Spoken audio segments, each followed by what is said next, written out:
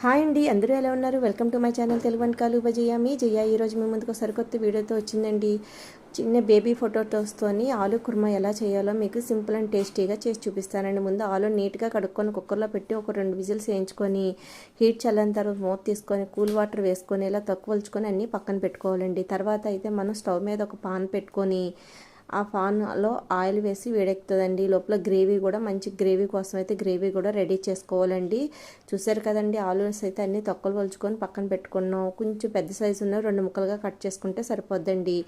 ఈ ఎప్పుడో ఒకప్పుడు దొరుకుతాయండి, దొరికినప్పుడు చేసుకుంటే చాలా టేస్టీగా అయితే ఉంటాయి. చూసారు కదా, స్టవ్ మీద బాండీ పెట్టుకుని ఆయిల్ వేడెక్కిన తర్వాత కొంచెం బిరంజీ ఆకు, జీలకర్ర, కొంచెం లవంగా, 2 లవంగాలు, చిన్న దాల్చిన చెక్క వేసుకొని అవి వేడెక్కిన తర్వాత ఉల్లిపాయలు, పచ్చిమిర్చి వేసి మంచి బ్రౌన్ కలర్ వచ్చే వరకు వేయించుకోవాలండి. ఈ లోపల గ్రేవీ కోసం అయితే ఒక మంచి పేస్ట్ని అయితే తయారు చేసుకోవాలండి. ఆ పేస్ట్ కోసం అయితే నేను ఏమేమి తీసుకున్నానంటే అల్లం, వెల్లుల్లి, అలాగే కొంచెం ధనియాలు, జీలకర్ర, గసగసాలు, లవంగా, దాల్చిన చెక్క, యాలక్కాయలు, అలాగే కొంచెం ఒక టమాటా కూడా వేసుకుంటే మన గ్రేవీ అని చిక్కగా ఉంటుందండి. అలాగే మనకి ఇంకా గ్రేవీ ఇంకా మంచి చిక్కగా రావాలండి కొంచెం పుచ్చగింజలు కూడా వేసుకుంటే బాగుంటుందండి. ఈ అంతా మెత్తని పేస్ట్లో వేసుకొని పక్కన పెట్టుకోవాలండి. ఈ లోపల ఉల్లిపాయలు బాగా మగ్గిన తర్వాత ఈ పేస్ట్ అయితే అందులో వేసుకొని పచ్చివాసన పోయే వరకు వేయించుకోవాలి.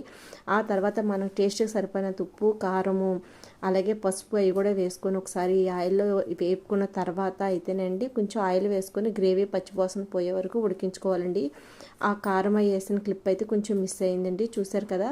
అవన్నీ వేసిన తర్వాత కొంచెం ఆయిల్ వేసి గ్రేవీని ఎలా అయితే పచ్చివాసన పోయే వరకు ఉడికించుకోవాలి. తర్వాత మనం రెడీగా పెట్టుకున్న బంగాళదుంపలు కూడా వేసేసుకొని ఇందులో పట్టి మసాలా అంతా పట్టే వరకు ఒకసారి కలుపుకొని మనం మిక్సీ వేసుకున్న జార్లో కొంచెం వాటర్ వేసుకొని ఆ వాటర్ వేసి కొంచెం హీట్ ఎక్కిన తర్వాత మీడియం మంట పెట్టుకొని ఆ దాంట్లో చిన్నగా చక్కగా దగ్గర అయ్యే వరకు ఉడికించుకుంటే మనకి కర్రీ అనేది రెడీ అయిపోద్దండి. అంతేనండి, simple and tasty baby potatoes kurma ready అయిపోయింది. ఇది ఎలా చేసుకోవాలో కూడా మీకు సింపుల్ అండ్ టేస్టీగా చూపించాను. చూసారు కదా, నీళ్ళు వేసిన తర్వాత మీడియం మంట పెట్టి గ్రేవీ దగ్గర వచ్చే వరకు ఉడికించుకోవాలండి.